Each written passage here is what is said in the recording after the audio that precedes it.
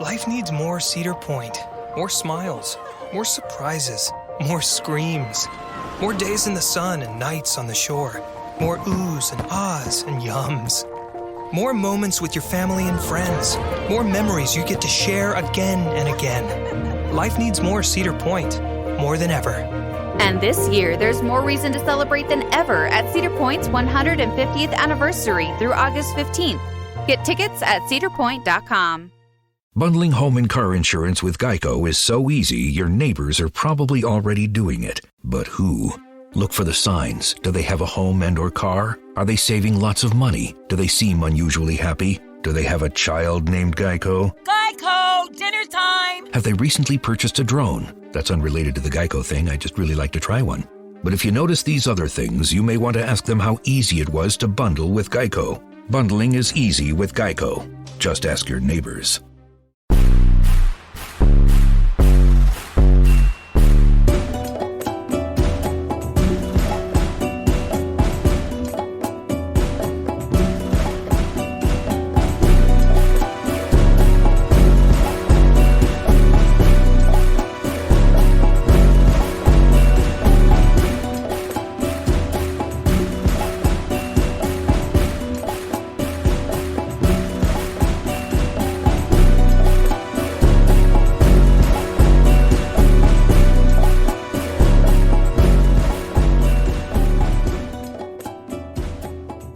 Everybody, and welcome to Season 2, Episode 4 of the Grave Consequences podcast. I am Caleb B. That's where you can follow me on Twitter. Follow Greg at xmaserati. Follow the show at GC_cast. Check me out every Wednesday night on Eddie and Caleb Cero cast. That drops after AEW Dynamite. This is being recorded on July 6th, same as Season 2, Episode 3. Let's see here. Last night, we would have dropped Shark Boy and Lava Girl. Greg, I do not recommend that movie. I guess throw it on if you have a kid at your house or something, like a relative that you need to occupy or whatever. But other than that, it's god-awful. I'm pretty sure I told you and Eddie that Machete is in the same universe. Isn't he the Q of their movie? I don't think so. No? I did not see Danny Trejo in Shark Boy and Lava Girl for what it's worth. I could have sworn someone said they're in the same universe, but I mean, I guess it's possible because they're both Robert Rodriguez, but he was not in Shark Boy and Lava Girl. Okay. See, I've never seen it, so I assume everything I read on the internet is real. Yeah, that's a great practice, by the way. Speaking of great practice would be listening to pretty much every other show here on the Social Suplex Podcast Network. I'm going to stop you right there. I'm going to tell you why. We only got 5 votes, so the other shows don't need any help. Yeah, no, they may not, but I'm going to offer some charity towards their way anyway, because, blessed are the meek. It's one of the Beatitudes for the religious folks out there. 8-Bit Suplex covers Impact Wrestling and video games. That's hosted by Heel Josh #2, Josh McLaughlin. All Things Elite is AEW programming being covered by Floyd Johnson Jr. and Austin Summerwitz. Of course, you got us. If you want to listen to DJ Cooks talk about great matches, you listen to Great Match Generator. If you like independent wrestling, and now's the time to get back into it for sure, because shit is really starting to blow up again. Grown Men Watch This Shit. Name of the show, hosted by Jeremy Tate, a.k.a. James Vanderbeek, and Chris Things, a.k.a. Chris Bryan. Yes, the James Vanderbeek of Jay and Silent Bob Strike Back fame. Keeping It Strong Style is New Japan Pro Wrestling-based podcasting, hosted by the boss, Jeremy Donovan, and the young boy, Heel Josh #1, Josh Smith. Said it last week, I'll say it again. We couldn't be here without the OGs of the network. One Nation Radio, that is WWE, AEW, NXT, Stardom, basically anything under the sun, including politics and sports. That's hosted by Rich Latta and James Boyd. And you can get all of those on the aggregate feed, Social Suplex Podcast Network, or you can listen to the solo feeds. As always, please rate, review, and follow on Apple Podcasts But enough about everything else here on the network. Let's talk about Season 2, Episode 4 of Lucha Underground, which was titled Cero, Miedo. Yeah, this is definitely a show that acknowledges that Pentagon is one of their stars, finally. Yes. It does. I have some gripes, but I will save those for when we get to them. First segment of the night, Ivelisse walks into Katrina's office. Katrina told Ivelisse, you should be thanking Mil Muertes for the mercy that he showed you. And Ivelisse kind of laughs it off and demands a trios title rematch. And I was mistaken last week because I do watch these in blocks because we tend to double up now. This was when Katrina said no automatic rematches, which awfully convenient that is the case when her boys are champions, you know? It is, but I mean, I do like they didn't have automatic rematches with Dario either. No, you're right. But I like it. It's just a matter of, convenience and everything. Oh, for her. Yes, definitely. Yeah. She's not doing it because it's the right thing to do. No. Katrina would just assume lead you on and take your Firebird and go back to her boyfriend. Yes, I'm surprised I'm not already trying to propose to her. Yeah, exactly. You just need a Firebird and to tell her you'll beat Mil Muertes in a casket match is what you need to tell her. That's it? Yeah, that's it. And Katrina says, if you want a rematch, beat this other trio that really wants the titles as well. And we don't know who they are yet. We will find out very soon. We cut to the commentary team, Vampiro and Matt Striker, of course. And Vampiro teases the biggest main event ever. And I get mad at hyperbole, but I don't think this qualifies as hyperbole because Prince Puma versus Pentagon Jr. at the time, the biggest main event in the history of the Temple. With how far their characters have gone, this is like a Ultimate Lucha type match. Yes. We haven't had a match of this caliber. Even Phoenix versus Cuerno wasn't as high caliber as this. No, you're absolutely right. You're absolutely right. But hey, first match of the night is about to start. Jesse and the Rippers are in the ring, of course. Ivelisse, Son of Havoc, and Helico, the former Trios champions, the inaugural Trios champions. And they are being paired off against, of course, everyone knows him. Everyone loves him. Chavo Guerrero Jr. and the crew of Cortez Castro and Mr. Cisco. And by the way, I will refer to him as Castro in ring segments, and I guess as Reyes when we're acknowledging that he is a police officer. And I will forget his name in both scenarios. That's fair enough, man. Of course, Cisco and Angelico to start off. I feel like that's the right way to go with a match like this. Hey, who is the face in peril in this match?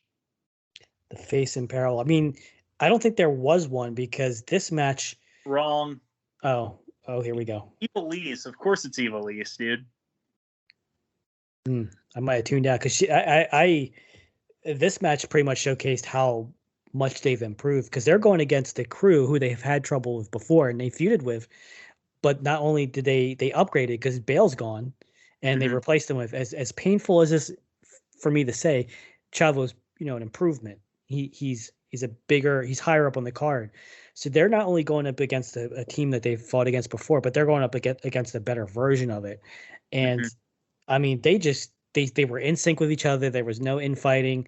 I mean, they were just on point. I mean, Angelico was doing some limb targeting that was innovative. I haven't seen before. He did a thing where he did an arm drag, but as the other guy was at the height of the arm drag in the air, he fell straight down, almost like he was doing a cutter on the shoulder, like he was trying to pull it out of the socket.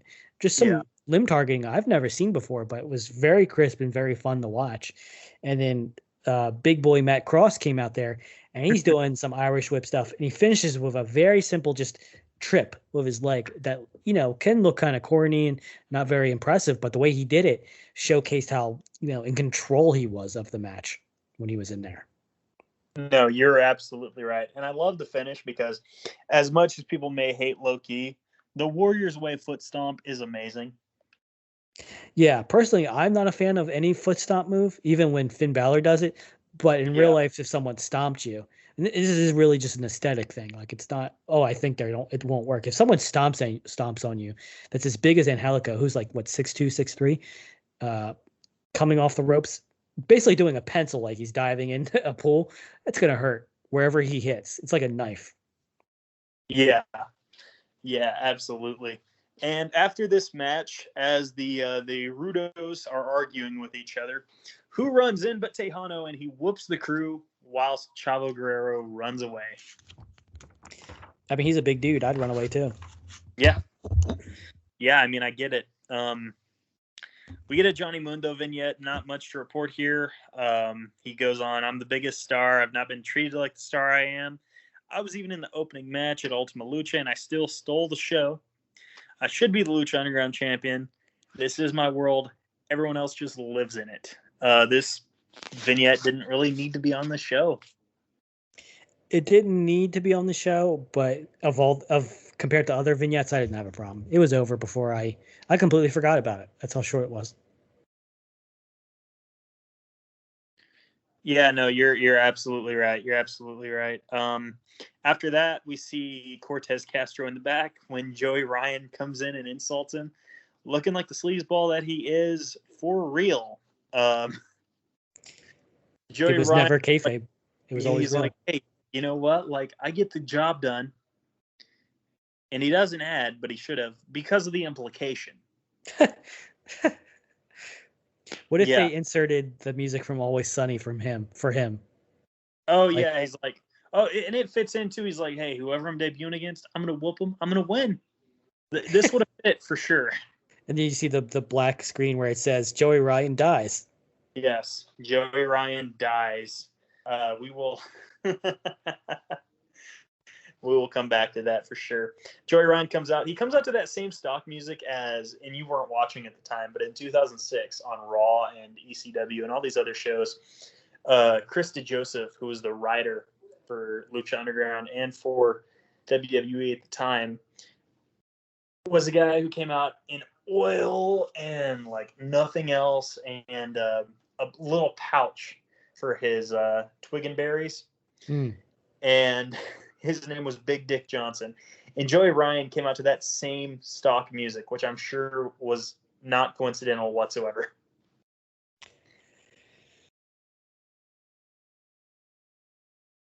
Nothing. Gotcha. No, sorry. It's all good. It's all good. Joey seemed impressed, but very much intimidated by Brian Cage. And basically, save for the cheating in this match, Brian Cage made very short work of him. Do you think he didn't know who he was going up against, or do you think he was cocky even though he knew he was going against the machine? Not a man. I like to imagine he had no clue. So, but I will say they didn't convey that good enough, because if, he has no clue who he's going against and he sees a guy the size of Brian Cage coming out, he should be mouthing, "Oh shit." And throughout the match, I don't remember too many big spots. But he did seem, when he was in control, he seemed like he was in control. So he wasn't really, Cage killed him, right? Yeah. But it's Cage. It's like, let's say someone went in there and got beat by Lance Archer clean. It's what should happen. So he's not really portrayed. I would even say he's portrayed a little bit stronger than Castro. Yeah. Not much, a little bit. Not much, but a little bit, definitely. The finish comes as, by the way, Brian Cage is about to set up for what becomes the drill claw, which is amazing, even better than Weapon X in my opinion. Less convoluted, more clean. As he sets up for it, Cage yells, "He ain't getting up from this." He doesn't. Was that the screwdriver? Yeah, and Matt Stryker reacts accordingly. He says, "Joey Ryan is dead." Oh, wow, that ties into, because I missed that. That ties into the Always Sunny. I thought that's why you said it, to be honest with you. No, I completely forgot. Oh, man. After the match, Brian Cage, doesn't have a lot of time to celebrate because Johnny Mundo comes in and sneaks up on him with a spear and punches. Johnny Mundo, as he has the better of him, yells for the first time, "Welcome to Slamtown, bitch." Johnny Mundo is a treasure. Yeah. Oh my God. I love Welcome to Slamtown. And it will be expanded upon as the series progresses, and you will love it too, I'm sure. Johnny then eats Weapon X, and I was like, okay, this is why Cage didn't hit Weapon X earlier. That makes sense. That makes perfect sense. Is Cage a face now? Yeah, absolutely. It's kind of abrupt. He's a de facto face, yeah. Yeah, Days, and I going back to your comment about Stryker, I just realized, like, I can't tell you what the announcer said for most of the time, because the action and the story and what's happening is just so much more interesting. I guess I'm tuning them out. Well, that's fine. Like, to me, the bare minimum I ask for an announcer is just don't be bad, don't take away. Yes. Like, if I completely tune you out, that's fine. If you enhance the story, that's even better, but I'm not necessarily demanding that, Yeah, and I think that's what's happening here, is like they're not taking away from it. If anything, they add to it, and that's their improvement this season. Is like they're not trying. They found their footing, I'd say. Mm-hmm. Yeah. No, you're absolutely right. Cage then grabs a microphone, and I get really excited for a second because it's like, oh God, what's he gonna say? He just destroyed Joey Ryan in like inside of 5 minutes, and then got the one up on Johnny Mundo, who jumped him even. And then he just says his catchphrase, and I was like, okay, that's cool. The crowd loves it, but Yeah, I don't even remember that part. I remember when he was talking. You don't remember it because there was nothing of consequence to it. And it was probably over quick. I mean, when he had the mic, was it the previous episode or was it this episode? 2 episodes ago. 2 episodes ago. Like, he was actually really good on the mic. That's the best I've ever heard him. Yeah. No, you're absolutely right. And that's the thing, is Brian Cage is generally not a good talker, but sometimes he can be. That's for sure. For sure. We cut to El Dragon Azteca Jr. doing some training, and who's training him but, of course, Rey Mysterio Jr. And I really hope that Rey Mysterio isn't doing to El Dragon Azteca Jr. what El Dragon Azteca was doing to Black Lotus and just taking him for the ride. Yeah, he's definitely teaching him some bullshito. Yeah. Bullshito. I don't know how you say it, but it's some of that McDojo bullshit. But I think I would trust Rey a little bit more, especially with how we see of Dragon Azteca Jr. At the time when I watched it, when originally I wasn't too interested in this character, but he's a good wrestler. Well, yeah, Ray Horus is a good wrestler. And not only that, but like his character is like central to the plot of even the supernatural canon of this show, because Rey Mysterio even says like, hey, you're supposed to do the impossible and unite the 7 tribes. So, yeah, they start saying that a lot. Supernatural shit. Yeah, I think they said it in this episode, maybe the previous episode as well, but they said it twice in this season where the tribes are supposed to unite against the gods. And I don't remember that being said ever, because I guess they dropped that talking point. Well, given how season 4 ended, I think that was going to be a big plot point in season 5. And then, of course, season 5 doesn't happen. Mm-hmm. There's a lot of lore to this show, and it's, if it had time to keep going, and they didn't mess up the contracts, and it's a big woulda, shoulda, coulda. And I'm going to bring up another point when we get into the next match, but there was a lot of chances to just expand and even get better that they missed out on.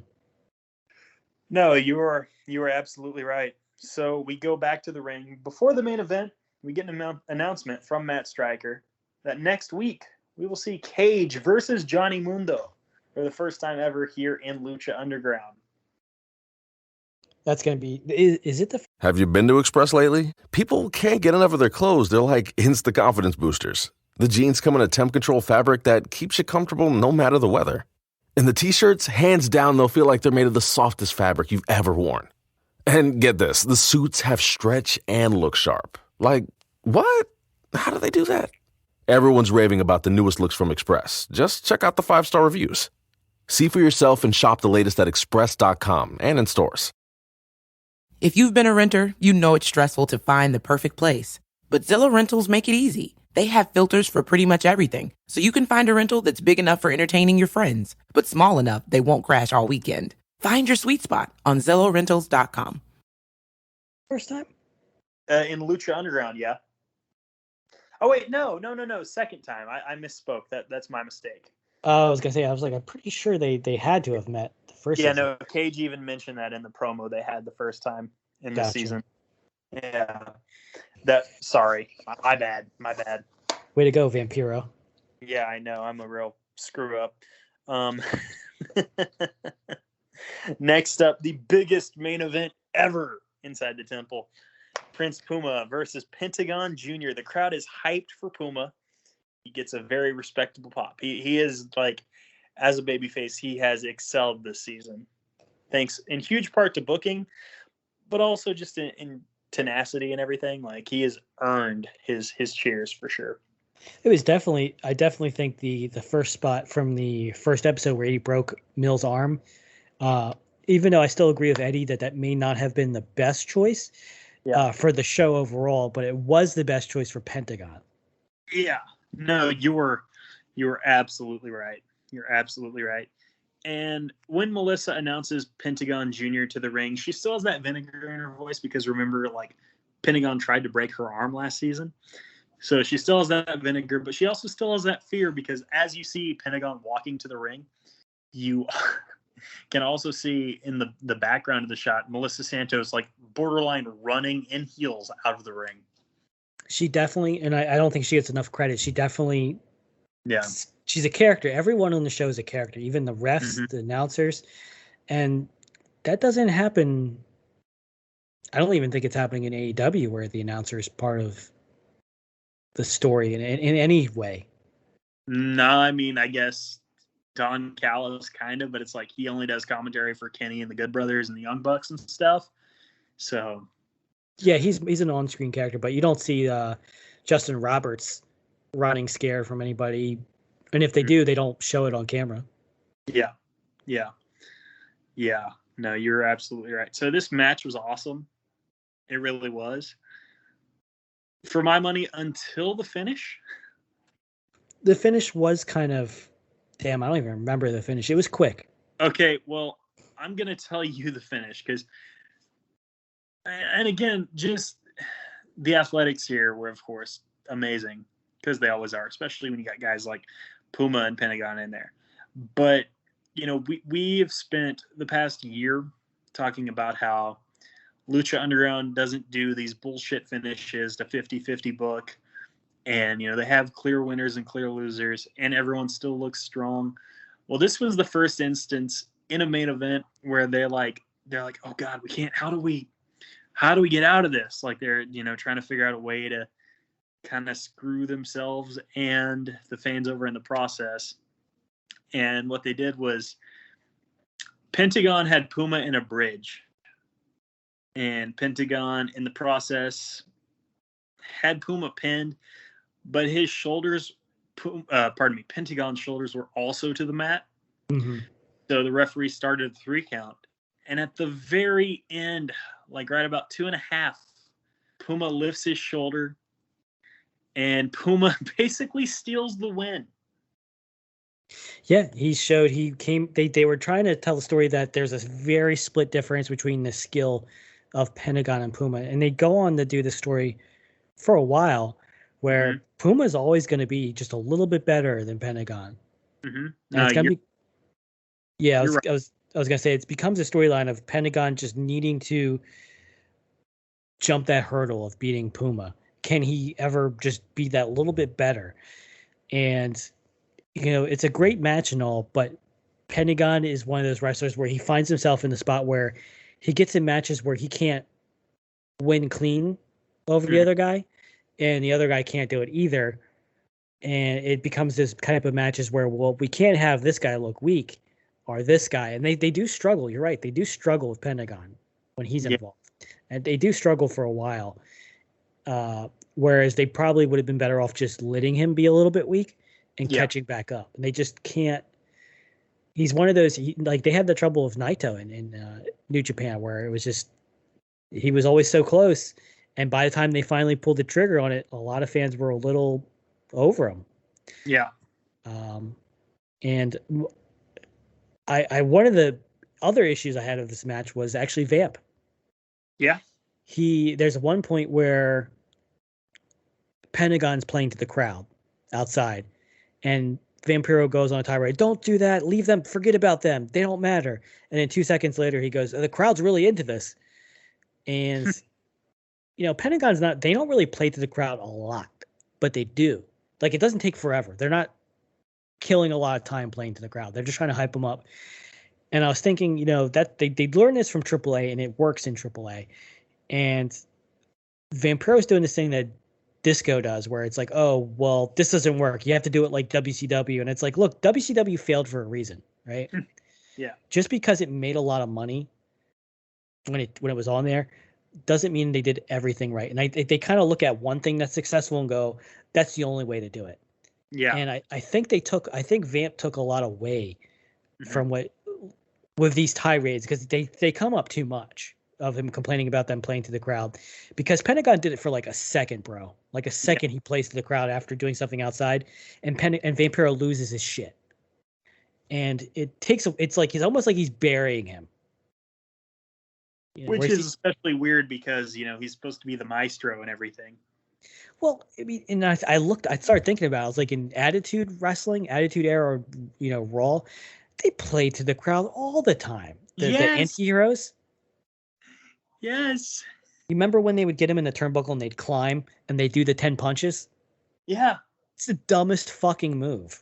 Yeah, absolutely it is. But they played to the crowd, and Pentagon did it for like it actually kind of, not looking back, it actually took me out of the match, because I was thinking about how big of an issue this is for me, because just let them wrestle luchador style. Don't make them wrestle WCW style, because why you can tone it down if it gets excessive, but play to their strengths. Don't try to make them something they're not on the fly, on the air. Because is this a storyline? Is this a storyline of him teaching Pentagon to not play to the crowd? No, it's not. It takes away from the match. It's like, okay, and it's not wrong. It's not right either, because he's not doing it for a long time. I don't know. I'm having trouble articulating it, because I feel like they could have just had a different feel for this show entirely compared to the other product, and it probably would have been. I mean, when I was watching AAA, I was telling you about it. Dr. Wagner Jr. I think it was Dr. Wagner Jr. was just. Every move, he would just throw the horns up to the crowd, and the crowd ate it up. And it sometimes it's excessive, but if the crowd's into something and you're watching it live, sometimes it makes you more into it. Mm-hmm. Right. And he's just like, why? Looking back to it, like, there's so many times people play to the crowd for heat, for stuff. And even Lana was on Talk is Jericho. She was talking about how much, playing to the crowd matters for wrestling. She understands it. So why ignore the crowd? Yeah. I don't know.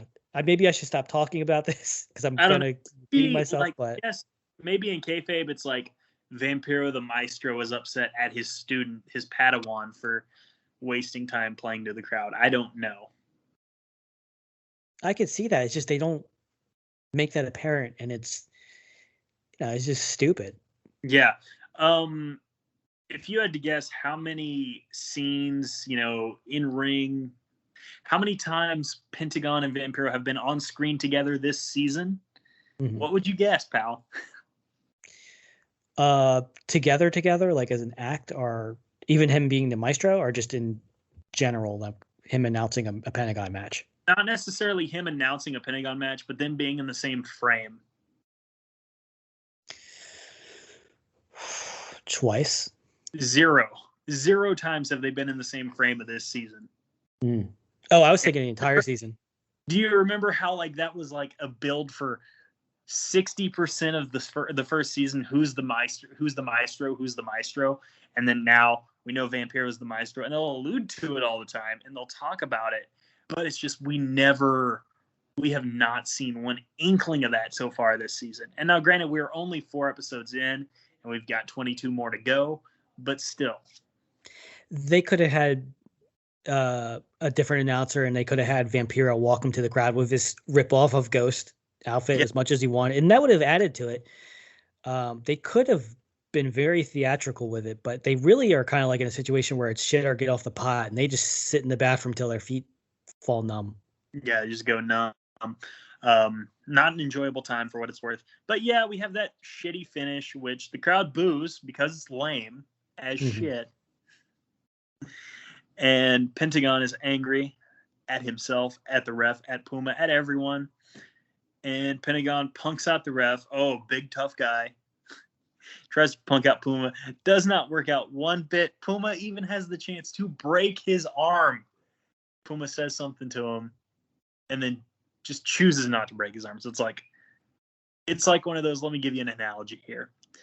It's like when a powerhouse college football team plays a little sister of the poor and they've got them down like 50-0 in like late third quarter. And a running back has like a clear path to another touchdown. And instead of taking the touchdown, they go out of bounds like the 3-yard line. It's like, that's more insulting. Yeah, and the crowd wasn't into this. The crowd was booing. This is a segment that didn't land, and there's been buildup of 4. This is the 4th episode. They've been building this up to episode 1, and I don't remember being this disinterested in it. But they missed the mark on this match, and it's not even like we're criticizing it. I think I'm still going to grade it pretty high. It's just it's a big deal. I will say this: that main event and even the aftermath. I like the aftermath. The only thing I would have changed is I would have had Puma win clean. Yeah. Like if you're wanting to get over, like, hey, Pentagon has to improve something because that's what they're trying to get over. It's like just have him lose clean because that says more about him. Like he needs to improve, not he needs to roll a shoulder over. You could have had someone interfere. That would have been better. You could have had it be like a huge spot, like a big spot that kept building up to a point where it's like we talk about believable finishes where you shouldn't kick out. They could have had them climbing to the top turnbuckle, right? And just have it turn into like a hurricane run that gets twisted into something else. Or Pentagon's going for like a crazy outsider's edge that Pentagon or that Puma switches around the last second. I mean, I think Pentagon did he did like a corkscrew code red at one point, right? Like these guys can do stuff. Like they could have. I don't even remember what the pinning bridge was from. It was from a submission, I believe. You're right. He was doing that. Surfboard? He was doing a surfboard. It turned into a pin. It was just and you can do finishes that come out of nowhere, but it was just a lame finish. And then there was a lame finish to the story at the end where Puma had him in an arm. He had him in the arm bar where he could break his arm. And he's like, I'm just not going to do it. It didn't. This kind of came out like a fart in church at the end. Well, here's the thing. I think Puma looked like $1 million here because he had the wherewithal to roll his shoulder. He saw the angry young man Pentagon, got the better of him, tells him whatever he tells him, we don't know, but it's probably something to the effect of, hey, if I wanted to break your arm right now, I absolutely could. Yeah, Puma definitely did look like the better man, and it would have been better if he just was in his ear going, fuck you, fuck you, fuck you, fuck you.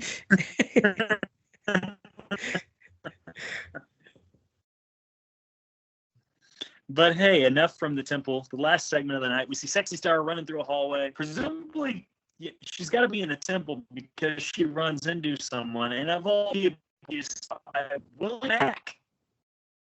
You're breaking up a little bit. Okay, pardon me.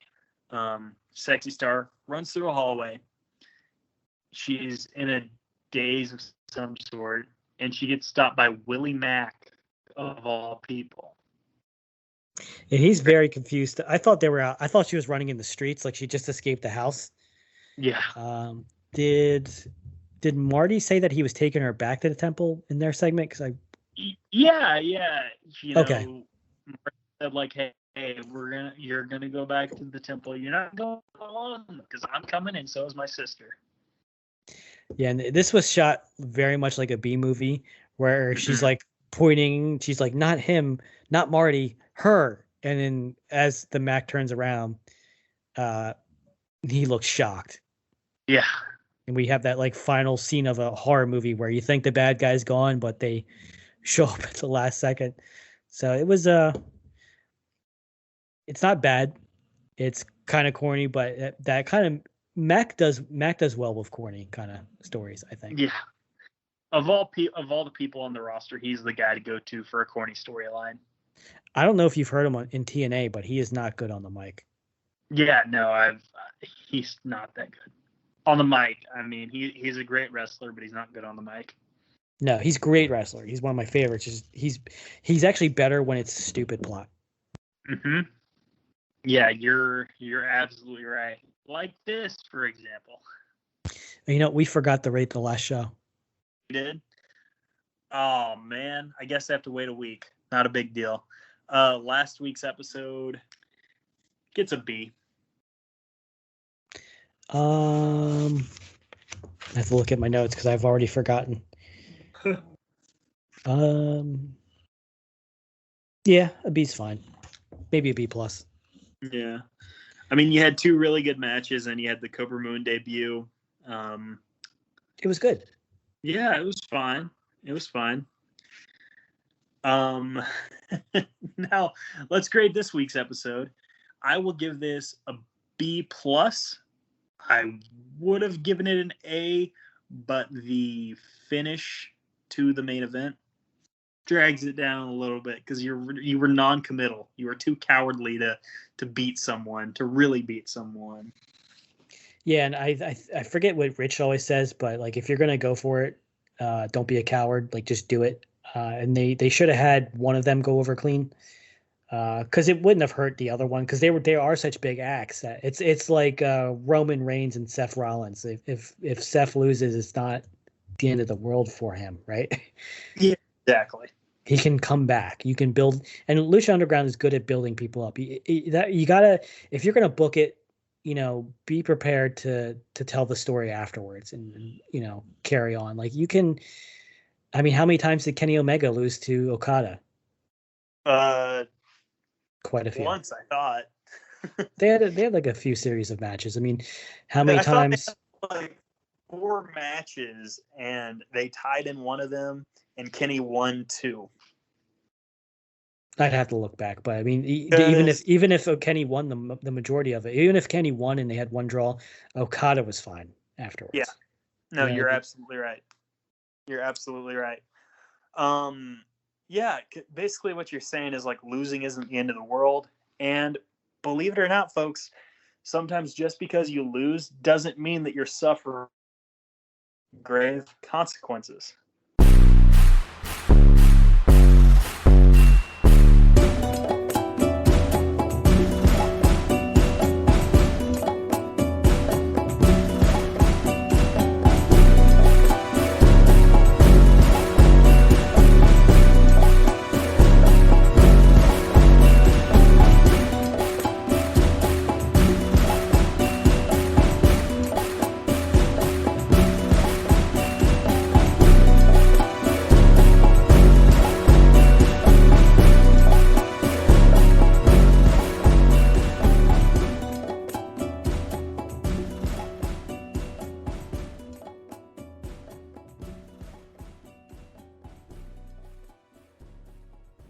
For the ones who get going when the going gets tough, and the ones who know we're tougher together.